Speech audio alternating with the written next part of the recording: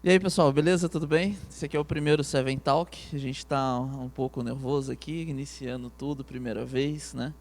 Hoje eu tô aqui com um convidado, pastor Miro Cristo, fundador do motoclube Motoride. Ele mora na cidade de Taubaté e o clube é de São Paulo, capital. Pastor, o senhor tem quantos anos? Eu tenho 58. 58 anos. E de estrada? Bom, contando só a estrada ou contando o motociclismo? Contando o seu tempo de conversão. Bom, de conversão eu tenho 30 anos que eu estou convertido. 30 anos. E de motociclismo, no geral? Na verdade, eu tive a minha primeira moto, uma XL 250. Eu tive ela com 22 anos de idade. Aí andamos bastante, mas depois, por N situações, a gente acabou deixando a moto um pouquinho de lado e acabamos ficando só nas quatro rodas. Mas aí, anos depois, retomamos. Retomou já dessa vez no meio motociclístico, tipo motoclube, coisa do tipo, certo? Não Ou entrei não? num clube primeiro, não. Eu acabei adquirindo uma moto. E aí, eu e mais dois amigos, nós usávamos a moto para visitas em centro de recuperação, né? Visita a pessoas. E em uma das visitas no centro de recuperação, eu fiquei olhando três motos paradas, uma do lado da outra. E aí Deus acabou dando um insight de nós nos envolvermos no motoclubismo. Entendi. Me conta uma coisa. Você é pastor, participa do meio de motoclube, tá desde os seus 22 anos pilotando e há 30 anos no meio cristão, correto? Você não nasceu no meio cristão. Não. Como foi a sua conversão? O que te trouxe a isso? Eu não gosto muito de um ditado, né? Que diz assim, ou pela dor ou pelo amor. Eu não gosto dele porque a dor não é algo que Deus nos coloca, né? Porque a Bíblia diz que as bênçãos do Senhor não acrescentam dores. Mas a dor que nos leva ao amor de Deus, ela foi provocada por nós mesmos. Então vamos dizer que por causa de uma ou outra, e mais outra situação, né? Eu acabei enxergando que a solução estava em Cristo Jesus. E aí a primeira vez que eu entrei dentro de uma igreja cristã, a primeira vez que eu pisei, não saí mais até hoje. Caramba.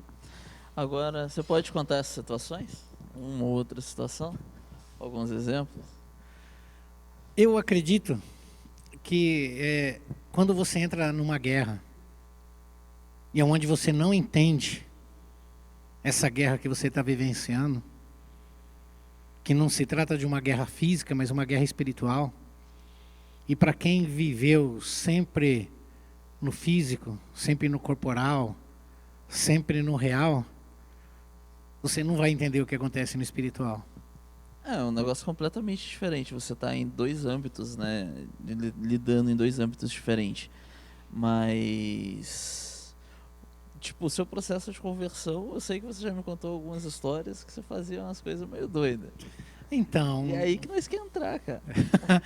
então, na verdade, Bruno, chega um certo momento que a mente do homem já não aguenta, as ideias já não têm valor, e nesse momento você acaba realmente entendendo que você depende de Deus. Foi nesse momento em si que eu acabei recebendo o convite, que hoje é a minha esposa, né, para visitar uma igreja. E quando me falaram de um homem que morreu na cruz, pela remissão dos meus pecados, que ressuscitou e vai voltar, eu falei assim, eu quero seguir esse homem. E aí foi. Mas eu sei que você está curioso para saber o que me levou a isso. Exatamente. A gente tem 2 horas de papo, dá tempo de falar de tudo. Na verdade, Bruno, o que acontece? Quando eu falei de guerras que nós não entendemos, são guerras no mundo espiritual. Eu acabei sendo envolvido por N situações, em uma guerra aonde durante 1 ano e meio da minha vida eu vivi debaixo de pesadelo. Entendi. 7 noites por semana, durante 1 ano e meio. Toda noite um pesadelo. Um pesadelo, assim... Então, você tinha pesadelo durante 7 noites por semana, durante 1 ano e meio, sem folga, sem descanso, direto. E a sua fuga foi o meio cristão. A minha fuga, na verdade, foi fugir de mim mesmo. Né? De mim mesmo. Eu comecei a arrumar ações para que a minha mente se distraísse. Então eu não queria me envolver com pessoas, eu não queria me envolver com situações, com movimentos, eu não queria nada. Uhum. E na verdade eu não queria me envolver nem comigo mesmo, porque essa pressão toda vinha sobre a minha mente. E aí eu acabei me dedicando muito a esportes radicais. Caramba. E um deles foi o trek, que na época Trek? nem se chamava isso. O que é trek? Caminhada no meio do mato. Trilha. Trilha. Na época se falava caminhada, depois veio para trilha e depois veio hoje para o trekking, né? Mas na minha época era só caminhada. E lá nós andávamos cada vez mais dentro da mata para que cada vez mais, eu gostava disso, para cada vez mais eu querer fugir de mim. Mas é difícil você fugir de você. Não tem como, não tem como. Não tem como. E dentro dessa rebeldia toda, lógico que não cheguei a lugar nenhum, mas dentro dessas viagens, dentro desse passeio, conheci quem é hoje a minha esposa, nós estávamos namorando, e ela falou, vamos para a igreja, vamos, eu peguei e fui. E, Entendi. lógico, com essa perturbação toda que assolava a minha vida, o que foi que eu vi? Eu senti o alívio, eu senti realmente que Cristo entrou com providência na minha vida e me tirou todo aquele ritmo alucinado que eu vinha. Entendi. Então você entrou como um alívio graças à sua esposa, né? Falando isso, vamos mandar um abraço para ela, né? E quanto o nome da sua esposa para os irmãos? Gislaine. Gislaine. A Gi. A Gi? Que nem a minha, que é Gis, que é a minha Gisele. Uhum. Mas beleza, você iniciou ali como um ponto de fuga. E como que foi assim a sua mudança para poder estar evangelizando, por exemplo, trabalhando no meio de missão urbana, né, para o meio motociclístico? Foi uma coisa assim que você antes já gostava, né? Sim. E como foi sua experiência antes? Como você via antes? Antes da minha conversão? Isso, e não digo não só apenas no meio motociclístico, mas digo também do meio rock and roll, né? Porque você cresceu ali na década de... Desde 1977. Desde 1977, rodando ali o pedacinho da galeria do rock em São Paulo ali, mas onde? Qual que eram os pontos da época? Então, muito legal essa data. Só ressaltar um pouquinho, né? Uhum. Infelizmente, a gente coloca mal em tudo, né? Sim. E fala que, nossa, foi por causa dessa época que você ficou isso aqui. Não. Eu curti muito bem, vivi muito bem, curti muito rock and roll, né? Frequentava a Galeria do Rock, Teatro Municipal, Avenida São João, né? Nós frequentávamos muito a Fofinho, né? Fofinho, ali na Celso Garcia. O nome parece estranho, mas é um salão com... Fofinho ainda existe? Existe. Está ali na Celso Garcia. Está ali ainda. Está ali ainda. As pessoas estranham o nome, mas nós estamos falando de um salão de rock com uma história de mais de 50 anos. Sim, sim. Né? Tinha a Led Slay mais para frente, tinha um salão heavy metal, chamava Heavy Metal, ali na Tijuco Preto. Então eu saía da onde eu morava e ia para a ZL, para a Zona Leste, frequentar esses salões de rock, né? Uhum. Que tinha na época, né? Então as pessoas chegam lá e falam, nossa, você só porque você estava cansado. Foi muito gostoso a nossa história. Foi muito gostoso, sabe? Eu tenho amigos até o dia de hoje que são 40 anos de amizade que nós comemoramos no ano passado. Então, eu vi no seu Facebook, você tem uma foto com o pessoal. Eu ainda brinquei que tem um lá que parece o Dio. Sim, sim. É, é, na verdade, nós chegamos a ficar 24 anos sem se ver. Muita coisa. Muita coisa. Mas aí senti de Deus que nós tínhamos que ver de novo o pessoal, né? Relembrar. E calhou de nós entrarmos na época do Orkut, né? Tem gente que fala que o meio de comunicação não é de Deus, né? É que você não sabe usar. Se você souber usar, vai exaltar o nome do Senhor para isso. Amém.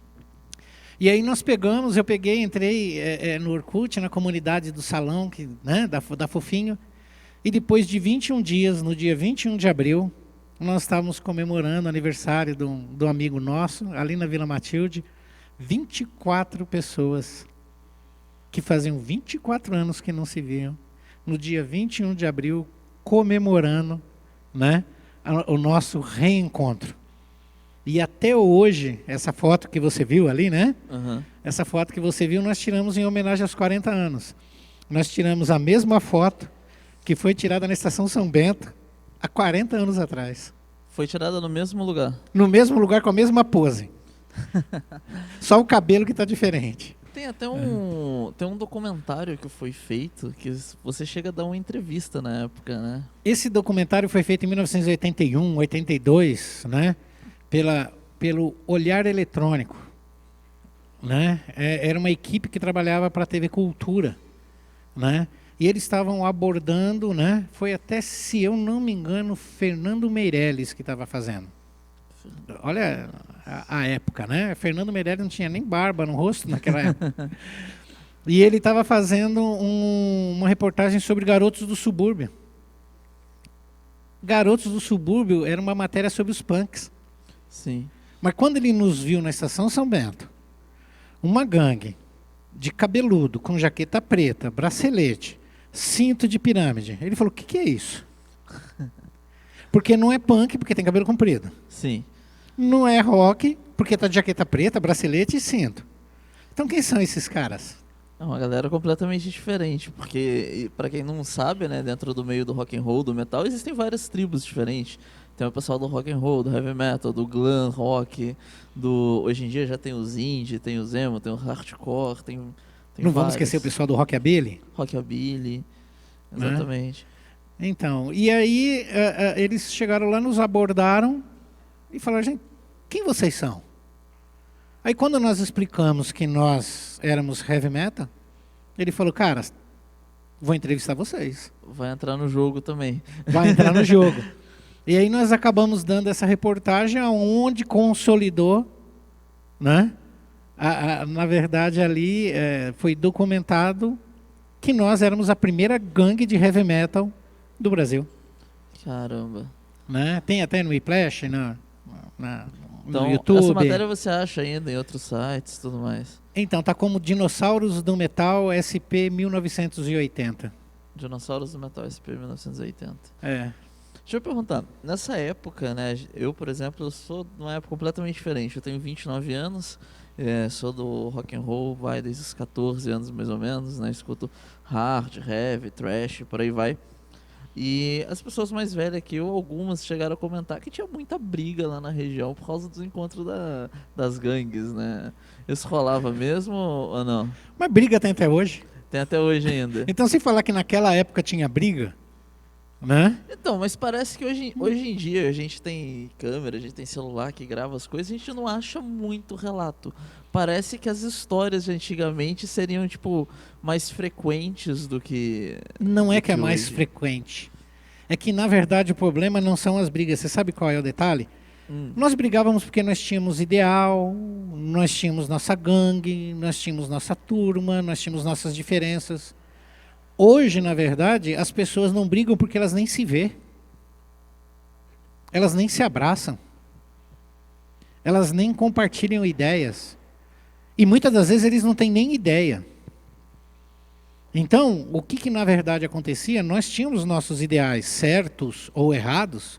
Nós tínhamos o nosso som pelo qual nós defendíamos, o nosso visual que nós defendíamos. E nós tínhamos pessoa a pessoa. Agora, hoje, a briga se resume no seguinte: eu faço uma careta para você e bloqueio você. Virou um negócio mais virtual, né? A briga hoje é virtual. Mas você brigava com uma pessoa aqui, mas no outro dia você estava ali até curtindo o som com ela, né? Muito diferente de hoje, aonde você briga virtualmente com uma pessoa E e aquilo nunca carrega pro mais, resto da vida. Você nunca mais. nunca mais. Mas por quê? Porque não houve nenhum sentimento humano. E naquela época ali nós tínhamos sentimento humano. A gente compartilhava. Na verdade, nós falávamos de briga, né? Mas tinha o companheirismo, que era assim algo, assim como que eu posso dizer, de irmandade. Então hoje, na verdade, a gente não tem mais nem a irmandade, porque na verdade a gente não tem um relacionamento. E não é por causa da pandemia. Antes da pandemia você já não tinha relacionamento com as pessoas. Desde o avanço da internet, né, já começou a diminuir muito isso, né?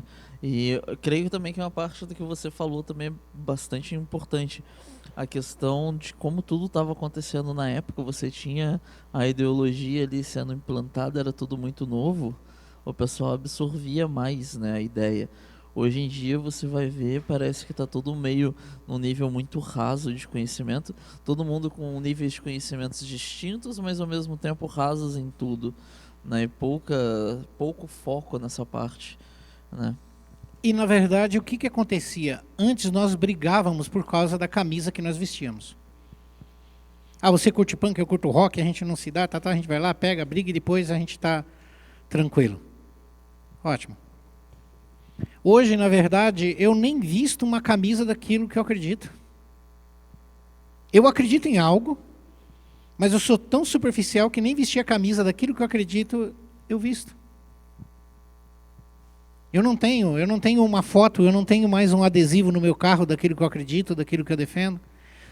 E antigamente nós tínhamos ali, as pessoas ali na galeria do rock se vendia, né? As camisetas, num silk, numa cor só, né? Sim, sim. Você via ali a pessoa defendendo o fato que ela gostava de Ozzy, que tinha, né, a foto típica, né, do disco do Paranoid, né? Ali, Janis Joplin, né? Ali também, The Purple, que eu gosto muito. Então você via ali que a pessoa fazia questão de mostrar aquilo que ele gostava e defender aquilo que ele gostava. Como se fosse o melhor som, porque para ele era, né? E na época, a gente também, na época, você não tinha internet, não tinha nada, né? Então aquele cara que realmente defendia era aquele cara que realmente corria atrás. A facilidade de você ter acesso às coisas acaba fazendo com que você dê menos valor ao acesso que você tem, né? Porque na época vocês tinham que mandar carta um pro outro, conversar, procurar traduzir na raça. Se eu não entendesse a letra, tinha que perguntar para outra pessoa que entendia um pouco mais, né? Você sabe o que nós fazíamos quando nós comprávamos um vinil? Conta. Né? Nós comprávamos. Bom, primeira coisa, nós ficávamos olhando e decorando tudo que tinha. Uhum. E depois nós pegávamos um dicionário e ficávamos palavra por palavra querendo traduzir o que significava tal coisa. E se tivesse letra, como alguns discos, né? Algum vinil, sim, que tinha a capa dupla, aí você abria e tinha as letras dentro, ou vinha um encarte, aí você pegava, você se deleitava, porque você queria saber o que estava escrito, o que a banda estava passando ali, qual que é a ideia deles. Sim, você queria acompanhar ali no disco, ali você buscava todas as informações. E isso daí, nós colocávamos a nossa alma naquilo que nós gostávamos. Hoje é difícil ver uma pessoa gostar de algo e colocar a alma naquilo. Hoje, naquela época, então, vocês para ver, por exemplo, a letra de uma música pequena, uma letra simples, deixa eu ver, acho que a própria Paranoide do Ozzy não é uma música tão grande assim, né? E para você fazer uma tradução dela e compreender tudo, você tinha que pegar palavra por palavra ali no dicionário e ficar batendo, batendo, e batendo, e batendo, e batendo. Imagina então umas músicas de algumas bandas, sei lá, Pink Floyd, música de 10 minutos, 12 minutos, Não, tinha. pra mais. Não, o Era rock dos anos 70 tinha letra muito grande, era meio inviável, né? Você ficava sempre Caramba. esperando alguém com uma informação um pouquinho melhor. Mas Né? ainda tinha alguém que tinha que fazer essa primeira informação. Eu acredito que a maior preguiça que podia existir era você chegar a traduzir Start to Heaven do LED, que a letra é grande. Né? É por isso que algumas vertentes... Cheia de duplo sentido. E também você pegava ali, né? Apesar eu gostar muito de rock, quando nós conhecemos o heavy metal e começamos a gostar muito e vivenciar muito o heavy metal, né? Em contrapartida veio junto o punk rock. Uhum. E é uma maravilha você traduzir punk rock. Porque a letra é Rapidinho, pequena. Então, nós vivenciávamos muito isso. Né? Você tinha que gostar daquilo para você realmente investir tempo naquilo que você queria. Realmente, era um investimento de um tempo. Era demorado isso, né?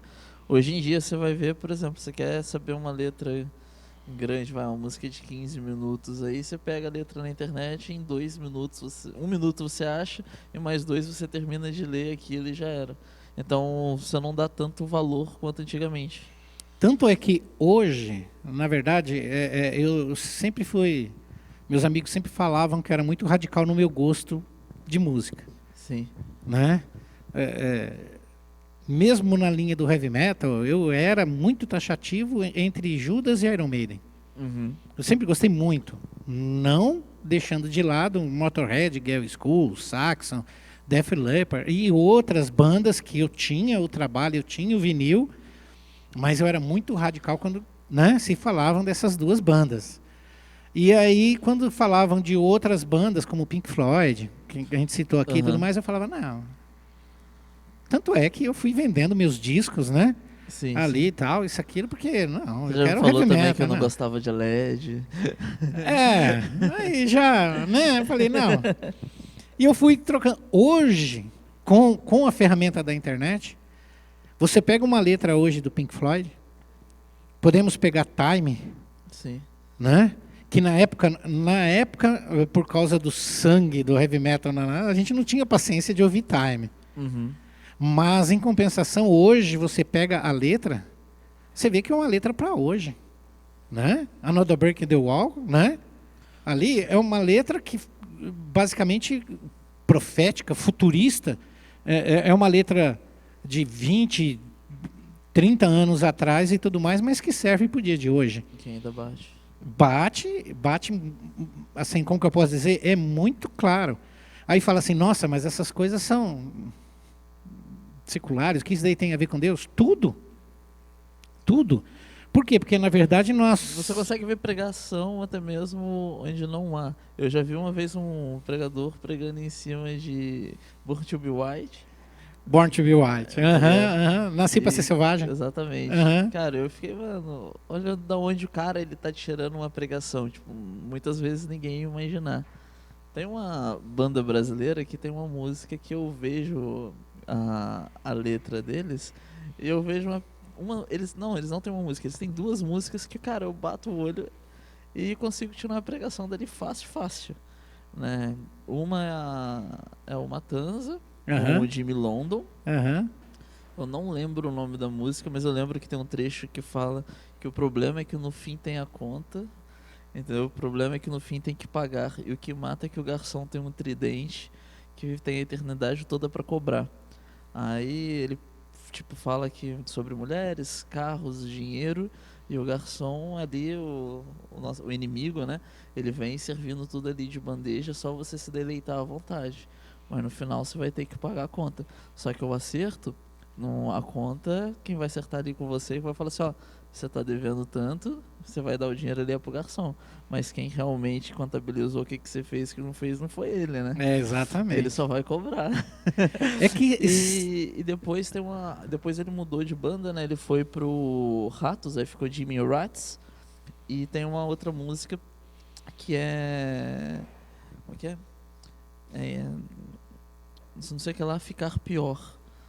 Que aí ele meio que fala, tipo, você tá totalmente à deriva no barco, o rádio não funciona, você tá no naufrágio, tempestade se formando no horizonte e que você não tem saída. Mas, meu, você começa a fazer algumas assimilações, por exemplo, a tempestade se formando no horizonte, às vezes sua vida financeira entrando em declínio, o barco à deriva, um mundo meio louco que tá hoje. Você pega o rádio, não funciona, você não tem para quem você ligar para pedir uma ajuda. Às vezes você vai ligar para alguém para conversar, falar alguma coisa, o cara ele vai te tratar mal, vai te jogar mais para baixo ainda, vai te dar conselhos errados, né? Tipo, o que que você faz? Para onde que você vai, entendeu? Em meio a uma pandemia mundial, entendeu? Só tem uma resposta, cara, só tem uma solução. Que é Né? Deus. Exatamente. É que, na verdade, Bruno, a gente não sabe o que é música. A gente não tem ideia do que é música. A gente pensa que música é só um monte de letra que foi jogada ali, junto com um ritmo legal ou bacana. Se nós formos analisar, toda a música ela é direcionada por um fator na vida, ou seja, do mundo, ou seja, do contexto da banda em si, daquilo que ela está vivenciando, né? E se nós pegarmos o que é a música, você pode ver que a música ela existe no céu. A gente pode ver o que a música fazia nas mãos de Davi, ou o que Davi Sim, fazia com a verdade. música, né? E assim por diante. Então, na verdade, a gente ignora muito o poder da música, sabe? De cânticos de guerra que sempre foram tocados nas guerras que existiu na Idade Média e assim por diante, o rufar dos tambores. Elevava a moral dos soldados, né? Muitas vezes. Sim, se você for pegar para ver, em Mad Max 4, né? Que é uma série de filme que você gosta muito, diga-se de passagem, né? Gosto muito. Qual que é o intuito, né, de George Miller colocar ali um cara tocando guitarra, um som na frente? Na verdade, para incentivar, para dar um up, né, em todos os guerreiros que, na verdade, ali o imperador lá tinha para pegar e ir para a batalha. Quer dizer, ali já se mostra o poder da música. E às vezes nós acabamos curtindo uma música simplesmente porque nós Gostamos da melodia. E pronto, e na verdade ela mexe conosco. Sim. A música pode nos deixar depressivos, violentos, calmos, inteligentes. Às vezes só por diversão, né? Às vezes para ter um relacionamento mais com Deus. Né? Nós temos que entender que a música ela tem multifaces. Sim. A gente tem que saber explorar isso daí. Porque tem hora que não dá para ouvir certas músicas, né? Tem coisa que não dá mais para ouvir depois que você muda de lado. Você conhece a verdade, eu digo assim, sabe? Por exemplo, tem música que você não consegue ouvir por causa que, na verdade, ela coloca você num estado de depressão tão grande que mesmo você não tendo a tendência de ser deprimido, você acaba entrando nesse estado. Porque a música te deprimiu. Sabe? Porque a vibe da música é aquela. Uhum. Então eu vou nessa pegada. Puxa, eu realmente sou isso, aquilo. E no entanto tem música que, por exemplo, te levanta. Você já notou alguém triste ouvindo rock and roll, ouvindo rockabilly? Não. Você já viu alguém chorando? Não.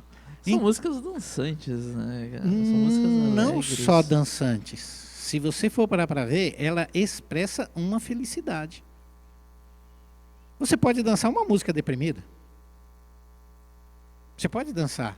Mas se você for pegar o que o rock and roll tem de tão fantástico que todo mundo que dança, dança sorrindo. Endorfina? Libera a endorfina e aí você fica todo contentão? Entendi. Nós temos que entender o que é isso.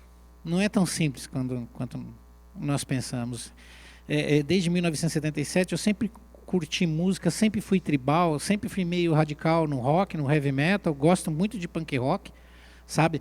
Assim, aprecio hoje algumas músicas que eu entendo a letra, que eu sei o fundamento dela, né?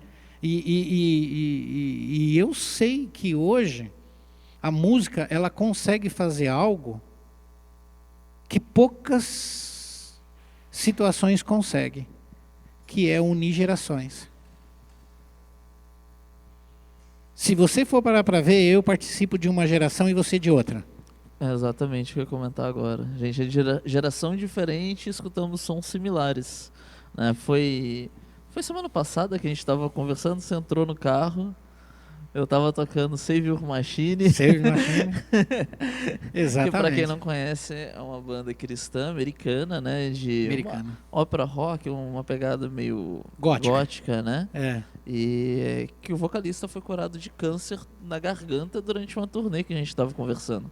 Ele estava, acho que no terceiro ou quarto ato, né? Que eles não chamam nem de álbum, é ato. É. E quando foi identificado o câncer, e ao invés dele parar a turnê para se tratar, ele continuou. E no final da turnê não tinha mais nada. Pra honra e pra glória de Jesus. Exato. E tem um trabalho bonito, né? Nossa, maravilhoso. E o som... E se você for parar para ver, eu sou de uma geração. Você é de outra. E nós sabemos que a Save Your Machine não é uma banda nova. Ela é da década de 90.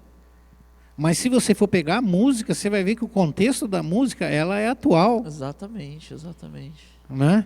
Então, se você for ver, a música, ela conseguiu unir duas gerações, e eu vou mais além. Entre eu e você, tem alguma outra geração, ou menos, ou mais novo que você, que veio depois de mim ainda. que curtem e que vão gostar ou de Save a Machine, ou de Third Day, ou vamos colocar aí outras bandas que eu e você podemos... Vai, Nárnia. Nárnia. Jacob's Dream. Exato.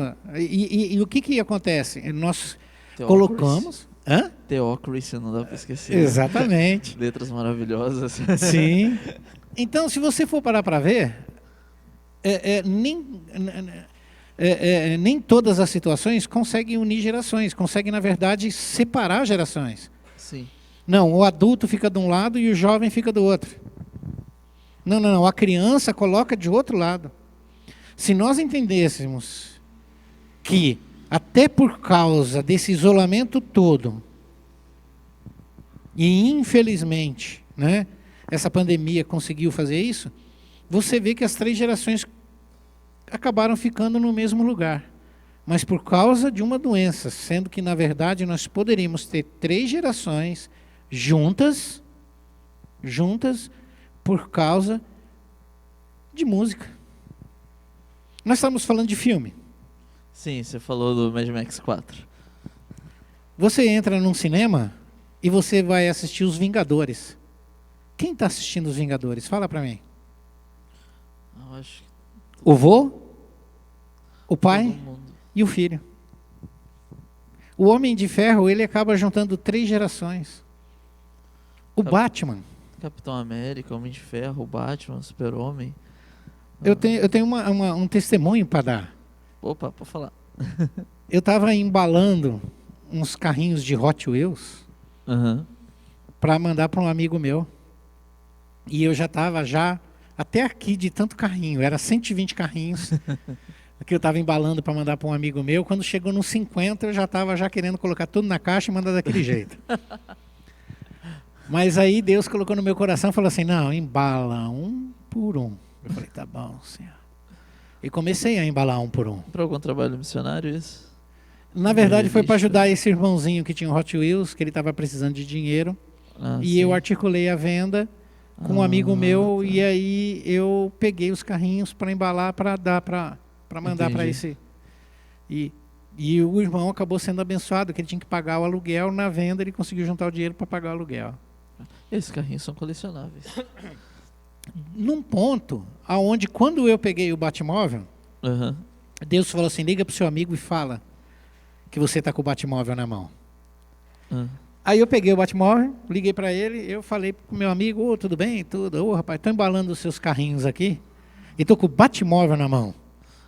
Aí ele falou, puxa, que bom. Ele tem uma loja de antiguidades. Né? E aí ele chegou lá e falou assim, que bom, o Batmóvel vende para qualquer um. Eu falei, qualquer um? Ele falou, então, quando o vô não compra, o pai compra. Quando o pai não compra, o filho compra. E Deus, depois que eu desliguei o telefone, ele falou assim, um carrinho faz o que nós deveríamos estar fazendo. Juntando pessoas. E nós não conseguimos juntar pessoas. Nós não estamos conseguindo juntar gerações. E se você for ver, nós temos todas as condições possíveis no dia de hoje de unir gerações e não estamos aproveitando esses momentos. Amanhã só vai existir 2 gerações. Como foi antes de mim, só 2 gerações. E nesse momento de hoje, no dia de hoje, existem 3 gerações no ar. E nós não estamos aproveitando o momento. Ou com música, ou com filme, ou com diversão, ou com a própria igreja em si, para unir 3 gerações, e nós não estamos conseguindo. Forte. Nós não estamos conseguindo o que um filme dos Vingadores está conseguindo dentro de um cinema. É por isso que quando você falou do Seven Talk, com você, eu falei assim, eu vou. Valeu, obrigado. Se eu não me propor a estar com você, que é de outra geração, e você não abrir o seu coração para estar comigo, que é de outra geração, nós vamos ser iguais. Entendi. E nós fomos chamados para fazer a diferença. Vamos continuar aqui. Uma dúvida que me fez. Você falou que gostava muito de Iron e Judas, ficava transitando. Depois da conversão, continua Iron, Judas ou entrou outras bandas similares no lugar? Quais são digamos, as bandas cristãs que hoje te trazem o mesmo sentimento ou algo similar, digamos assim, ao que você curtia na época? Sim, nós temos muitas bandas boas e que eu gosto muito. Gosto muito de Rob Rock. Rob Rock, para mim, o cara, ele é assim, fera, né? Nós temos Jacob Dreams. O Jacob's Dreams, cara, eu já aconteceu momentos de eu estar escutando essa banda com alguns amigos que, tipo, fãs de Iron, e os caras, mano, que música é essa que eu não conheço? Aí eu, chuta, que banda que é? Pô, não, é Iron, pô, não, tem certeza? Tem, ó, o vocal, a guitarra, que não sei o quê. Então, na verdade, assim, tem muita banda boa que eu gosto, que eu aprecio e tal, que são bandas cristãs, né? A Save Machine, então, o trabalho que na verdade eles têm, né? Que eles são estudiosos de escatologia para que a letra deles sejam recheadas com material para que nós venhamos a entender a música a vinda de Apocalipse, Carnival of Souls, cara, são assim, né? Hoje uma banda que tem uma história até legal, né? Que o vocalista acabou se convertendo, que eu não curtia na época, mas que hoje eu admiro muito por causa da história deles, né? Que é a Wasp, né? Wasp, você comentou comigo. Então, a conversão do rapaz foi tremenda, né? Eu acredito que possa até falar aqui, né? Pode falar. Deve. O vocalista, ele estava com um problema com o pai, que o pai estava sendo processado e coisa e tal, isso, aquilo. E aí ele pegou e ele ficou nervoso e aquilo já durava anos. E ele pegou o carro e ele falou, chega, hoje eu vou finalizar isso.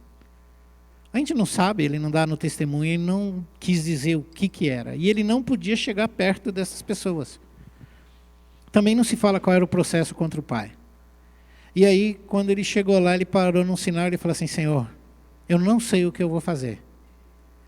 Mas Deus, eu te peço, tire esse sangue das minhas mãos. Ele só estava se dirigindo, ele nem sabia o que ele ia fazer. E Deus ouviu a oração dele e colocou muita paz no coração dele. Aí ele pegou, deu meia volta e foi para o estúdio trabalhar. No final do dia, o advogado liga e ele falou, rapaz, o que você fez? Ele falou, o que eu fiz com o quê? Você chegou perto do pessoal? Ele falou, não. Mas me conta, você falou com eles? Não fiz nada. Ele não podia chegar perto dos próprios pais? Perto daquelas pessoas que estavam acusando o pai de alguma coisa. Ah, tá. Então tinha alguém acusando o pai dele de alguma coisa. De alguma coisa, tá. Que no testemunho não relata o que é. Uhum. E aí o que aconteceu? Ele falou, não, nada. Ele falou, simplesmente o pessoal ligou aqui e decidiu tirar todo o processo. Decidiu fechar. Não tem mais nada e tal, isso, aquilo, acabou. Finalizou o processo. E aí ele entendeu que a oração dele foi ouvida. E a partir daquele momento, ele decidiu se entregar novamente ao Senhor. Sim. Né? E ele começou a se dedicar, a banda entendeu o momento dele, e a banda hoje faz letras assim magníficas. Uma delas é Gólgota, né? The Idol é uma letra muito forte, né? Então, as letras são recheadas de história que veio da própria alma dele. Então, é uma banda que eu admiro. O som e por causa da história. É um som bom, é legal. História é legal. Tem uma história de conversão que é mais ou menos a mesma coisa que você que toca comigo, que mexe comigo, que é o cara lá da banda Korn, o Brian Welch, né? É uma banda que eu nunca gostei, tipo, nunca tinha me chamado a atenção, até eu ver o testemunho dele. E na realidade o estilo de som dele no projeto solo dele, que é o Brian Welch mesmo, tá longe de ser qualquer coisa que eu escuto no meu dia a dia, mas assim, quando se fala do estilo musical, mas quando vem dele, a partir do momento que eu fiquei sabendo da história de conversão dele, eu comecei a escutar. E tem uma música que eu acho muito legal dele, que é a Save Me, né? Cara, é maravilhosa a apresentação dele, onde ele canta e você vê que ele tá colocando ali o coração dele na posição, nos gestos, no tom de voz, na letra e tudo mais. E para quem não conhece o Brian Welch e o testemunho dele, procura Eu Sou o Segundo, né? I Am Second, Brian Welch. Você vai ver toda a questão da conversão dele, de acordo com o ponto de vista dele, como foi para ele se livrar das drogas. O empresário dele teve a ver, como ele perdeu a esposa para o meio das drogas, e o gatilho inicial foi quando ele viu a própria filha dele, na época eu acho que com 5 anos, ela tava... Ele acordou e viu ela cantando uma música dele, que com uma letra, digamos assim, que nenhuma criança deveria estar ouvindo ou cantando. E ele pegou e colocou a mão na cabeça: meu, o que eu tô fazendo? Eu já perdi minha esposa, olha a situação que a minha filha tá nessa idade, e do jeito que eu tô, pra onde eu vou, o que vai acontecer comigo? E sem pai, sem mãe, o que vai ser dessa criança? E se eu não me engano, eu não sei se foi um empresário dele, produtor do estúdio que ele tinha contrato e tal, que era cristão, era evangélico, nunca tinha falado de Deus para ele, porque não sentia essa liberdade. Afinal de contas, era uma relação ali entre patrão e empregado, né? Mas naquele dia, Deus tocou no coração dele e falou assim: ó, fala, é agora, é hoje. E ele teve coragem, foi e falou. E aquela conversa que eles tiveram inicialmente por telefone fez a vida do cara mudar. O testemunho dele é incrível. Uma coisa que eu gosto muito de pesquisar para gostar de uma banda é a história que a banda tem, né? Você está falando de música que diz algo. Eu não parei de ouvir algumas músicas, porque nem tudo para mim que nem eu falo, tudo que eu fiz que foi pecaminoso, não. Você pega as músicas do Iron Maiden, elas falam de histórias. Você pega, inclusive, eu gosto muito do vocal do Paul Dayano, né? Ou Paul Diano, né? Eu gosto muito do vocal dele. Você pega Murders in the Rue Morgue, Assassinatos da Rua Morgue, conta a história dos assassinatos que aconteciam na Rua Morgue, né?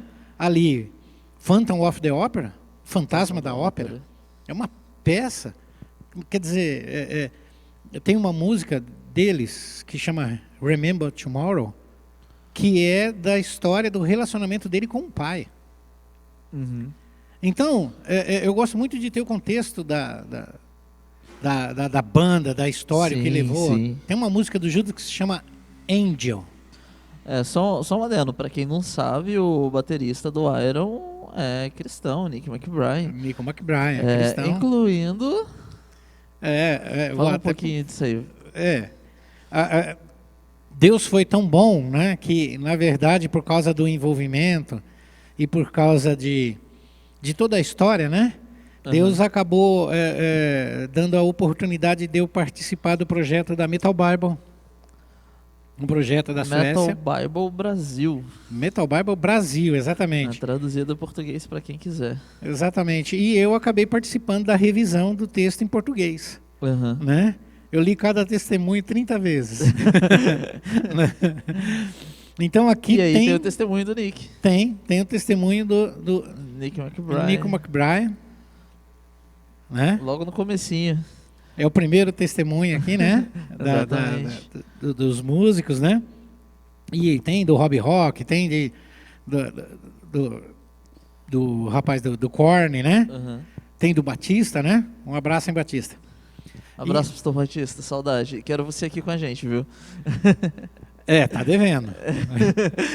E entra no link, Então, veja lá Metal Bible, né? Então, eu vou estar aproveitando que a gente está aqui falando da Metal Bible. Vou deixar ela aqui assim, Né? ó.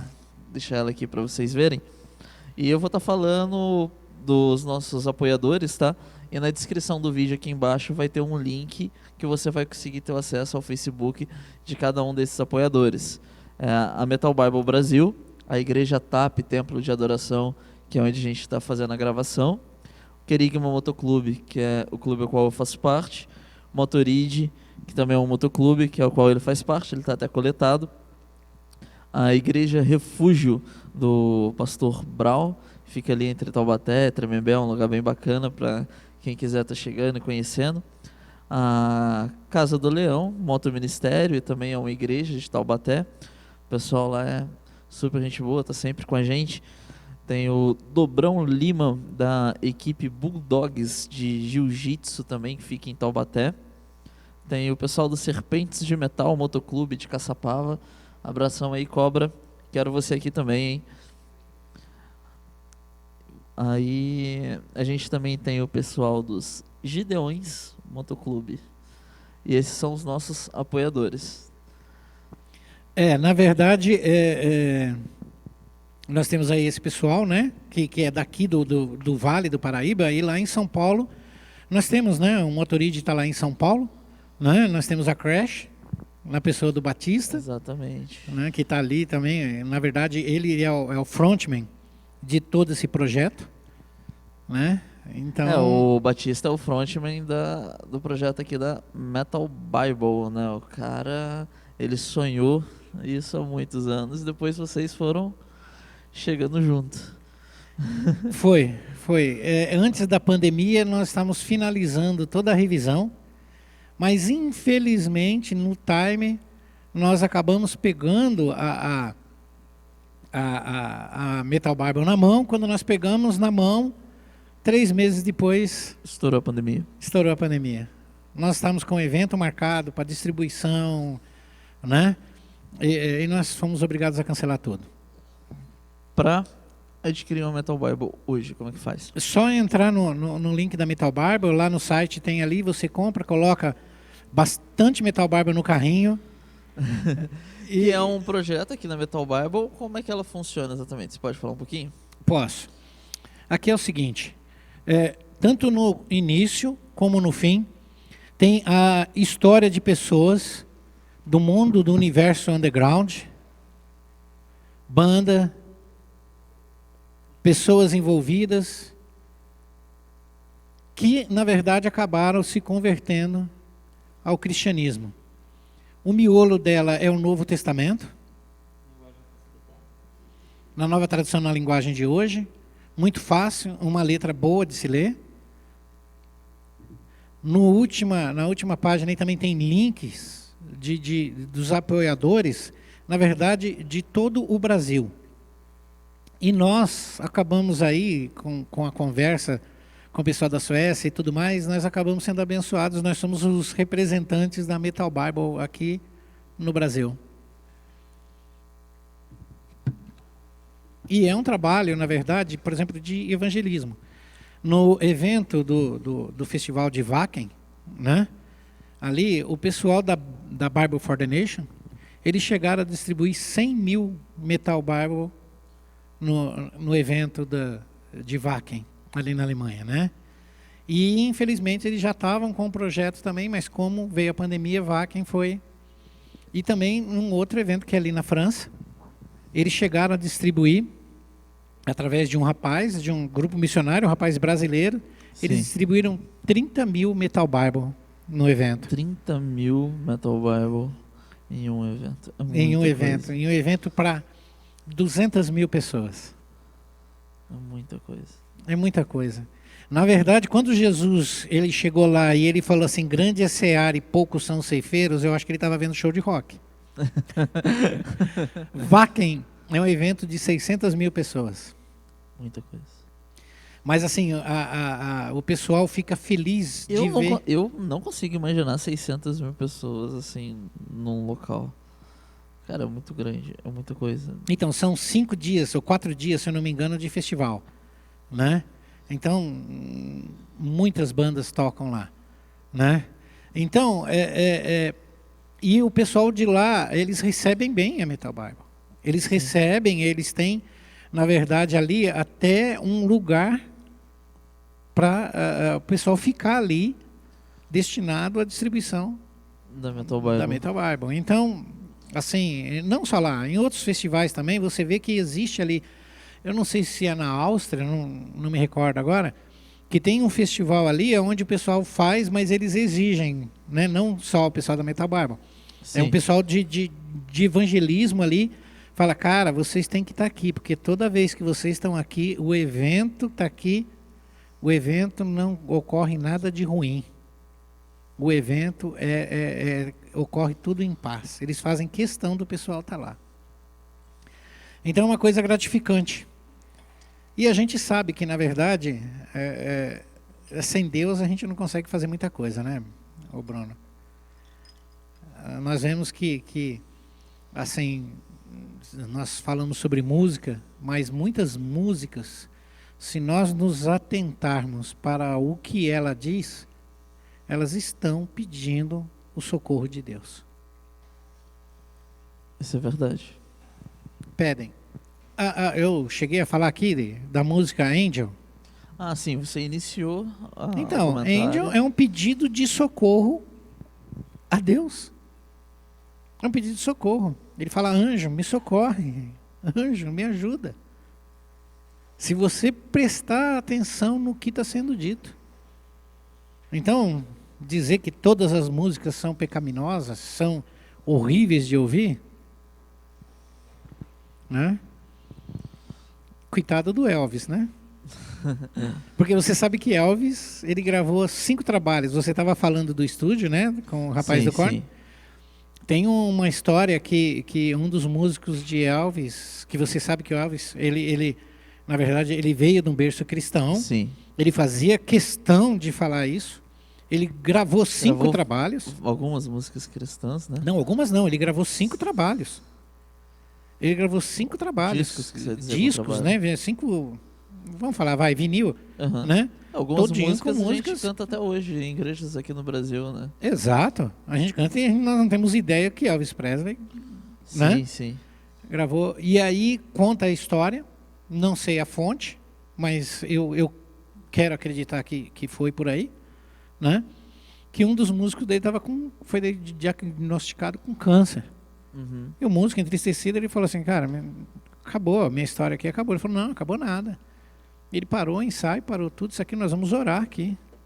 E eles oraram, e o Elvis falou, pode voltar no seu médico que você vai ver que você não tem câncer não. Foi curado, em nome de Jesus. Ele retornou no médico, ele refez os exames e ele foi curado. Entendi. Então, eu acho muito complicado. Os olhos do homem, ele é muito complicado, né? Porque ele sempre acaba vendo mais a condenação do que a esperança. Então eu prefiro olhar para você e te condenar do que olhar para você e ver esperança. Entendi. Existe um período de hiato, né, pelo que deu para perceber, dentre a sua conversão e o início dos seus trabalhos evangelísticos no meio do heavy metal, motociclismo e tudo mais. No meio underground. No meio underground, exatamente, né? E como que foi esse start? Você já brigou com Deus? Não. Você perde. Eu estava num momento ali fazendo estudo e tudo mais, e Deus falou, volta para o underground. E eu estava numa zona de conforto maravilhosa. Eu era pastor de uma igreja, estava tranquilo, sossegado, pregava, tinha o meu salário, né? Andava bonitinho, não que hoje ande feio, eu ando bonito também.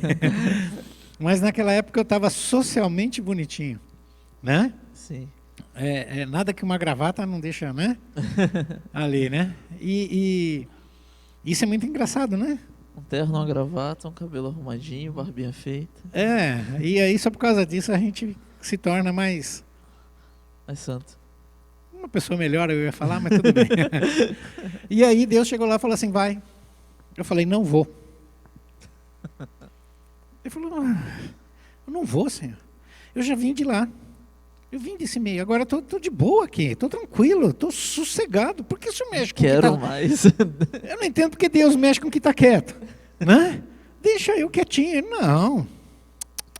Você está muito sossegado. E aí, depois de 45 minutos, ouvindo Deus me ouvindo Deus. Na verdade, Deus me ouvia, eu que não ouvia Ele. Uhum. Né? E aí eu falei, Senhor, eu vou. E foi bem nessa época em que, na verdade, nós nos reunimos. E eu fiquei muito feliz que muitos amigos me ouviram falar de Cristo. Eu peguei Metal Bible, mandei para eles. Eu falei, são a nossa história. Faz parte da nossa história. E eu oro pelos meus amigos. Todos eles, meus amigos de 40 anos, eu faço questão de vê-los. Você falou que você mandou Metal Bible para eles, certo? Sim. Mas Metal Bible você mandou agora, né? Sim, mas eu nunca parei de orar por eles quando eu me converti. Sim, mas tipo lá no começo ainda não tinha Metal Bible Brasil. Não tinha. Ali era a nossa fala. Aí era na fala. Era a nossa fala, o nosso evangelismo. E aí eu acabei indo para o underground. E acabei tendo todo esse contato. Aí veio um motociclismo. Eu tinha um ministério lá em São Paulo, né? E lá nós abrimos espaço para bandas. A gente vê, existe todo esse movimento. Qual era o nome desse ministério? Era Ministério Sal da Terra. Sal da Terra. A gente vê todo esse movimento, é um movimento bacana. Uhum. Né? Mas na época que eu abri a igreja, meio complicado. Porque, na verdade, isso aí foi em 2005. Então, nós estamos falando de quase 20 anos atrás. Né? E ali, as bandas de rock, eu tinha um trabalho, né? E eu trazia a banda de rock uma vez por mês ali, eles tocavam ali. Mas a nossa igreja era uma igreja normal, de final de semana. Mas por que eu falo de gerações? Porque quando tinha os jovens tocando rock ali, as senhoras, elas estavam tomando conta da cantina. Elas não ficavam afastadas, vocês não vêm, tá? Porque vai ter evento. Não, tá ali. E elas serviam. E os jovens conversavam com os mais velhos, conversavam com quem estava lá. Uhum. Quando tinha motoculto, que tinha muita gente adulta, motoculto, para você ter uma ideia, na verdade, o primeiro motoculto nós fizemos com o pessoal da tribo de Judá. Tribo de Judá. Em 2007. O primeiro motoculto nasceu na rua Carlos Klein, número 70, ali no Socorro. E ali nós juntamos os motociclistas e tudo mais e começamos a fazer. A nossa igreja participava lá. Tem até uma história bacana. Um irmão apareceu com um triciclo, irmão nosso. Uhum. E aí uma irmãzinha que já está na Glória, o nome dela era Glória, né? A Glória foi para a Glória. A Glória foi para a Glória. E ela chegou lá e falou assim, eu gostaria tanto de andar num desse. Aí eu virei para o irmão e falei, irmão, você leva? Tá. Ele falou, levo, só se for agora. Peguei um capacete, Tome. Joguei na cabeça dela. Ela não foi para a Glória nesse dia não, né? Não. Tá. Só para... Não foi para a Glória nesse dia, não. E ela chegou lá, subiu no triciclo e ele deu a volta. E dava para ver o triciclo passando na avenida com os cabelinhos loiros dela, né? Ela era loira, o cabelinho dela. E ele deu uma volta bacana com ela. E eu escutei uma pessoa atrás de mim falando assim, o pastor nos sujeita a cada coisa. Aí eu fiquei quieto. Eu fiz isso mesmo. Então, porque se é verdade, não tem o que rebater. E se é mentira, não tem que dar atenção, né? Então, como foi verdade, eu fiquei quieto. Aí na hora que ela chegou com o triciclo e tudo mais, ela nem tirou o capacete. Uhum. Ela foi e me abraçou, como uma criança. Realizou Na um época, sonho. ela tinha 70 anos de idade. Ela chegou para mim e falou com alto e em bom som. Ela falou, Uhum. obrigado, pastor. O senhor fez eu ver que eu ainda estou viva. Glória a Deus. Aí, lógico, né? Eu virei para trás e falei, tá vendo? Então, aqui na igreja TAP eu tenho uma história parecida que você falou, né? Porque há um tempo atrás eu dei uma de louco aí. Eu nem frequentava aqui a igreja ainda. E eu resolvi fazer um projeto evangelístico aí com metal também. Só que a gente já começou com metal extremo. E eu consegui juntar 4 bandas cristãs. Era a Oblatos, a Manifest, Divine Creator e Poems of Shadow, né? Tudo de death metal, deathcore e black metal com temática cristã. E aproveitei também os meus contatos no meio secular aqui, dos amigos e tudo mais, e convidei uma banda chamada Diabolical Possession, que também tocou no mesmo evento junto com as bandas cristãs. E eles tocaram super bem, super respeitaram a ideia do projeto. Gosto muito desse pessoal até hoje, principalmente o André. Então, um abração aí, André. E a gente não tinha onde fazer o evento, a gente não tinha quem apoiasse, até que o pastor Camilo, que é o pastor dessa igreja que está cedendo o espaço aqui pra gente estar fazendo essa gravação, resolveu abraçar a causa, né? E quem fez o intermédio com o pastor Camilo, porque eu ainda não conhecia, foi o Samuel. Ele era dono de um estúdio aqui, então um abraço Samuel e um abraço pastor Camilo também. E o Samuel, ele frequentava aqui a igreja na época. E a gente tem umas fotos meio doidas aí nessa época, né? Aí tem o pastor Camilo, tem os filhos dele, tem outros membros da igreja que ainda estão aqui, que na época fizeram parte disso. E quando você falou das tias lá tomando conta da cantina, foi o que eu pensei, foi o que eu lembrei. As tias tomando conta da cantina, o pessoal mais jovem aqui da igreja tomando conta da portaria, na arrecadação de alimentos, e foi muito legal. Nós não temos ideia do que é isso para as pessoas. Essa união, ela ecoa.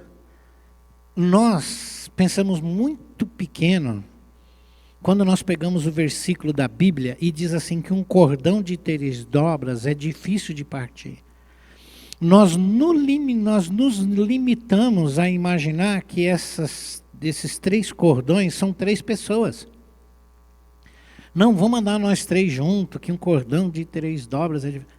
Se 3 pessoas juntas já é uma força, imagina se nós conseguimos reunir 3 gerações para honrar, para glorificar e para exaltar o nome do Senhor.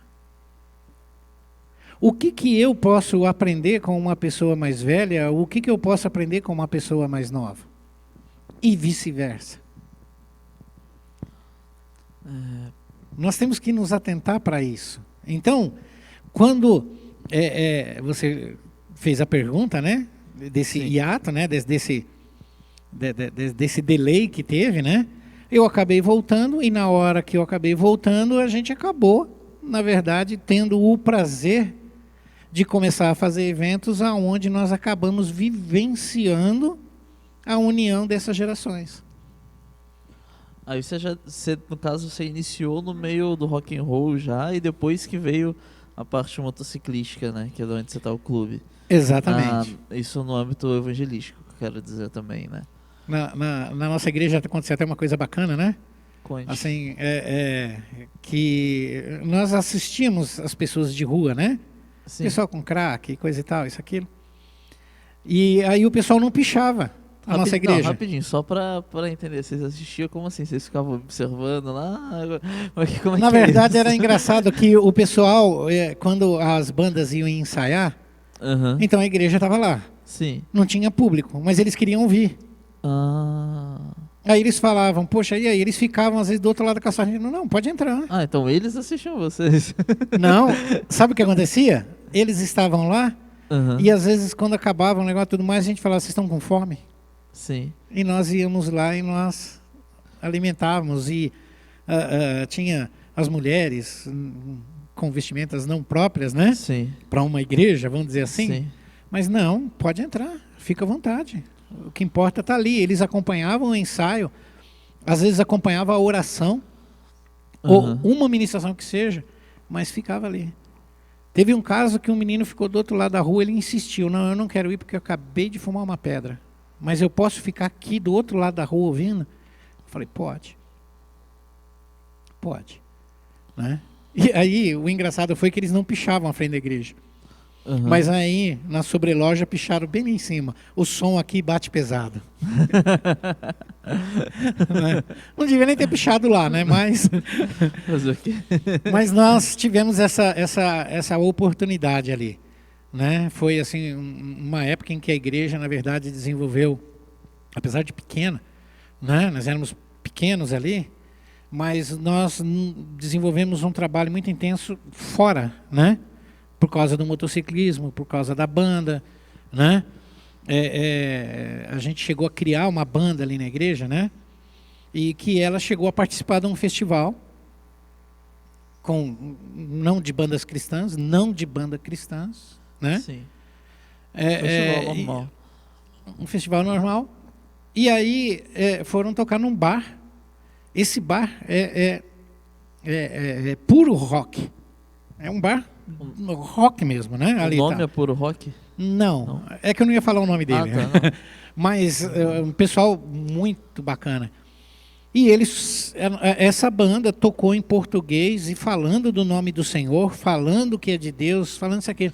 80% da casa votou a favor da banda e a banda ficou entre as 4 melhores para pegar e ser selecionada para gravar um DVD. Chegaram a gravar o DVD? Também? Chegaram a gravar o DVD. A banda, hoje a banda não existe mais, né? Qual era o nome dessa banda? A banda chama Foros. Foros, não existe, né? Mais. O DVD que foi gravado, a gente acha em algum lugar, alguma coisa assim ou não? Não sei se acha. Talvez achar com o pessoal que fez o festival que se chama Bandas de Garagem. Bandas de Garagem lá de São Paulo. Mas, rapaz, faz tempo. Assim, nós fizemos isso, nós participamos, isso daí eu acredito que em 2010, por aí. Né? Faz 11 anos. É porque eu tô aqui em Taubaté há 7 anos. Sim. Então, por exemplo, todo esse relato, na verdade, todo esse acontecimento fica meio vago. Sim. Porque Porque questão você de... já está 200 e poucos quilômetros, você não vê tudo no dia a dia mais, né? E outra, nós estamos falando de 20 anos atrás. Sim. É por isso que eu digo que hoje existe possibilidade de se fazer algumas coisas. Hoje existe possibilidade de se fazer algumas coisas porque há 20 anos atrás se fez. Se porque hoje não pode. 20 anos atrás foi feito, hoje com a tecnologia, com tudo que a gente tem a nosso favor, Mais deveria fácil. ser muito mais fácil e as Sim. coisas deveriam ser até mais grandiosas, né? Sim. Nós podemos fazer um evento, não um evento por causa da pandemia, mas nós podemos reunir, nós podemos ter linguagem, nós podemos ter roupa, nós podemos ter comunhão, nós podemos ter linha de raciocínio, nós podemos ter atenção, nós podemos ter a mesma divulgação de trabalho. Eu não divulgo aquele trabalho porque aquele trabalho não tem nada a ver comigo. Sim. Esse trabalho não tem nada a ver comigo, tem a ver com vidas. Então, nós deveríamos trabalhar as 3 gerações para ter um único valor. As 3 gerações se unir através de uma coisa só, que o propósito que Cristo fez na cruz, que é vidas. Nós não estamos defendendo a minha ideologia de uma pessoa de 58 anos de idade. Nós não estamos defendendo a ideologia de um cara de 18, ou defendendo a ideologia de um cara de 29. Eu acho que nós temos que viver e defender vidas. Porque Cristo não veio para defender a maneira que eu penso, que você pensa, ou que um rapaz de 18 pensa. Ele veio aqui e morreu por causa de vidas. E parar um pouquinho de ficar gastando tempo com esses assuntos. Independente da época que essa vida passou a existir nesse plano, digamos assim. Então, se você for ver, quando eu falo de unir gerações, não se trata de nós gostarmos das mesmas coisas, mas se trata de nós termos os mesmos valores. As pessoas hoje chegam lá e falam, puxa, mas eu sou jovem. Ué, mas quem assina seu cheque? Com certeza não é um jovem.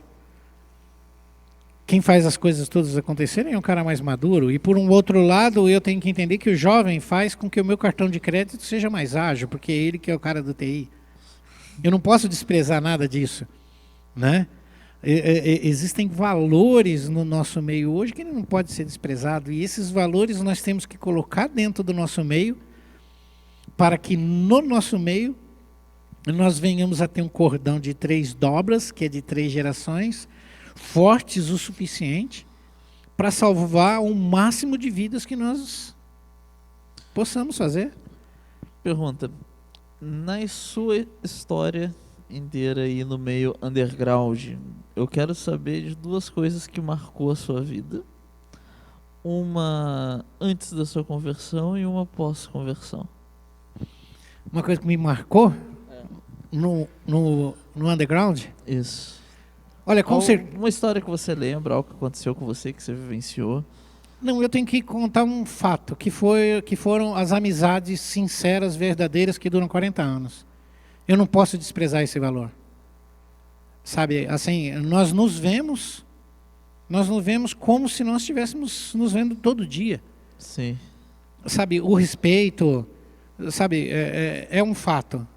Eu agradeço a Deus pela vida dos amigos que nós tivemos naquela época e que hoje estão conosco aqui. Isso daí é um fato. Eu não consigo abrir mão dessa história. Essas amizades. Não. Tem amigos assim que são inusitados. Não tem como dizer que esses amigos passaram em branco. Não tem. Entendi. E no pós-conversão, tipo, algo novo, algo que começou agora, após a sua conversão. Eu acredito que o que mais marcou assim na conversão foi o fato de na verdade, em Cristo, com Cristo, a gente viver os dias de hoje na liberdade que nós tínhamos antes. Porque hoje eu sou um cristão e eu, na verdade, me sinto livre para ouvir música, para andar de moto, sabe? Eu gosto muito da noite, sabe? Sim. O ambiente, o ar e tudo mais. Eu gosto muito. A gente fica numa fogueira e tudo mais. Eu não tenho uma prisão. Nunca tive isso daí. Eu já me converti meio com umas ideias meio loucas. Então, a minha conversão ela foi até engraçada, porque eu queria tanto ouvir de Cristo, que nessas caminhadas que eu fazia, né? O trekking, sim. Quando eu voltava de 2 dias sem tomar banho. Você não vai tomar banho no meio do mato, né? Você pode só, né, se lavar um pouquinho. E eu vinha de 2, 3 dias assim, com a roupa suja e tudo mais, mas eu entrava na igreja, porque eu queria ouvir a palavra. Eu não me importava também, porque eu já tinha colocado os valores certos. Não é homem, não estou interessado no homem, eu estou interessado em Deus, então desculpa se você está achando ruim eu entrar desse jeito, mas eu vou entrar. E eu entrava. Lógico, nunca me abordaram, sempre a porta esteve aberta. Então, uma coisa que me marcou muito foi o fato aqui, eu estou aqui, estou coletado, ando, barba, não deixo o cabelo crescer porque não tem paciência mais, né? Mas o que marca muito é isso, a liberdade que Cristo me deu para eu ser quem eu sou hoje, em Cristo. E dessa história toda de conversão, você chegar sujo e tal, ao invés de sem tomar banho, direto para a igreja depois de 2, 3 dias no meio do mato. Como que você passou daí para pastor? Pergunta. Porque quando a gente fala em pastor, meio que assim, a gente tem uma linguagem pré-formatada na nossa memória, né? Daquele cara lá, terno e gravata, tradicionalzão, às vezes até que tipo tá distante, sabe? É uma pessoa que a gente pensa assim, a gente analisa, olha assim, pô, esse cara, ele parece que ele não é igual, ele não é gente como a gente, ele é um cara que tá distante da gente, sabe? Você tem meio que essa visão. Eu vou molhar o bico depois dessa. Pode molhar. Eu não só tenho essa visão, como eu acredito. É diferente, é diferente. Não é a mesma coisa. E Efésios 4:11 diz assim: e Deus deu para a igreja pastores, apóstolos, mestres, profetas, né? Ali. Não é a mesma coisa. Mas quando eu me converti, eu me apaixonei tanto por Cristo, enxerguei tanto. É Ele. É Ele. Acabou. E eu não gosto de fazer as coisas meio termo. Uhum. É para ir para o motociclismo? Tá com moto? Então o que é? É motoclube? Então vamos de cabeça. Vamos de cabeça. Então quando foi no cristianismo, a primeira Bíblia que eu ganhei, eu não sabia nem antes nem que cor que era a capa da Bíblia, quanto mais o que tinha dentro. Quando eu peguei a Bíblia, eu comecei a comer. Comecei a ler, e eu fui me envolvendo muito. E aí, rápido, eu já estava atuando já na igreja, já estava me envolvendo, já fazia retiro, já fazia passeio, fazia peça de teatro. Levava a galera pro track também? Levei o pessoal para fazer passeio, pegamos um grupo de jovens, vamos lá, e fizemos um passeio de um dia, voltamos e tudo mais. Sim, as igrejas também que eu tive a sorte de participar foram muito dinâmicas, né? E assim, com toda essa progressão, fui para diácono, e depois de diácono para evangelista, pastor. Uhum. Né?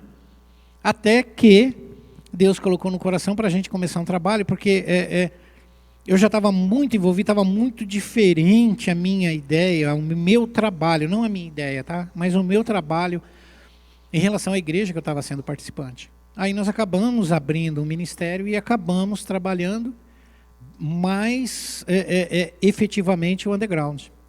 Entendi. Que na verdade não iria caber nesse ministério que eu fazia parte, mas através do ministério próprio eu acabei. E como que foi a aceitação desse ministério que você fazia parte até então para... Como que é?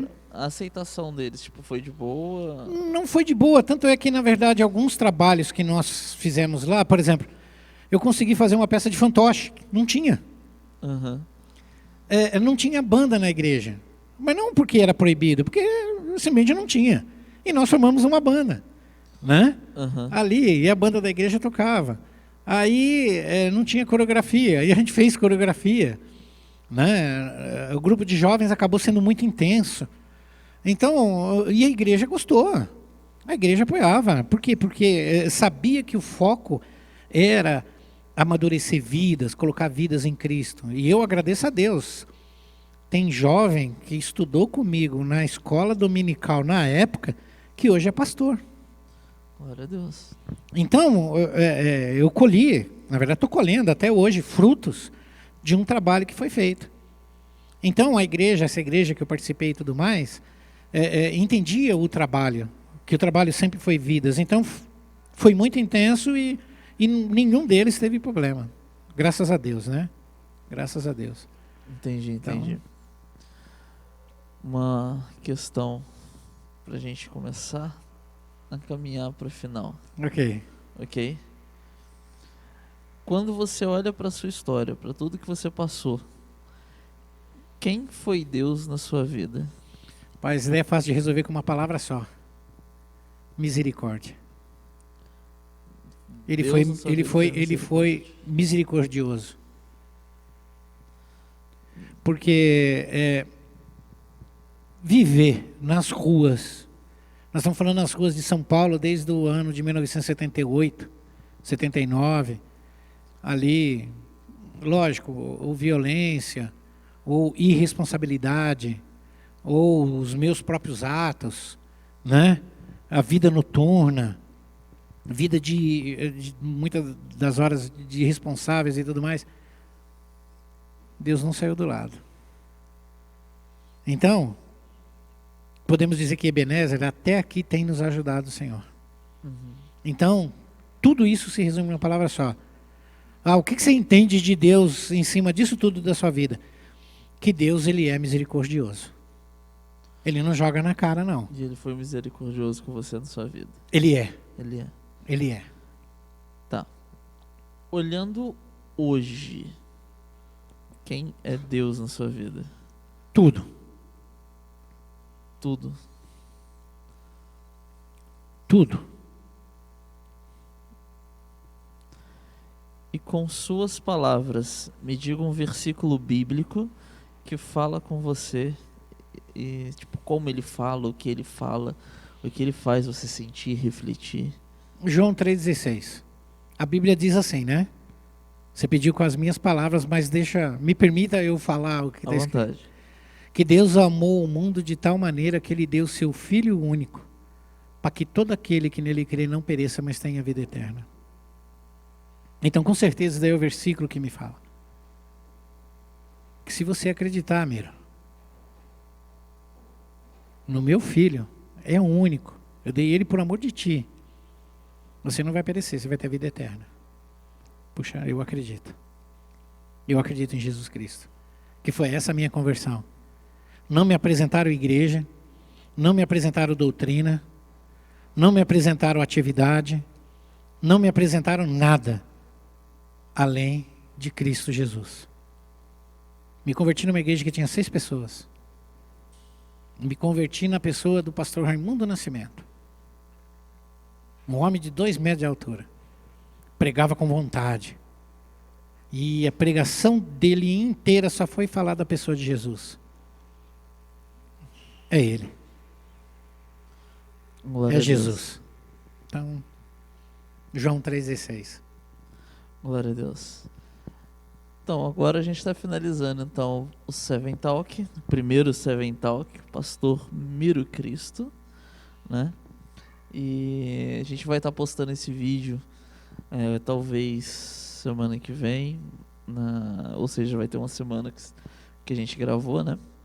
E durante a semana a gente vai estar postando os cortes para as pessoas estarem indo assistir o vídeo completo também.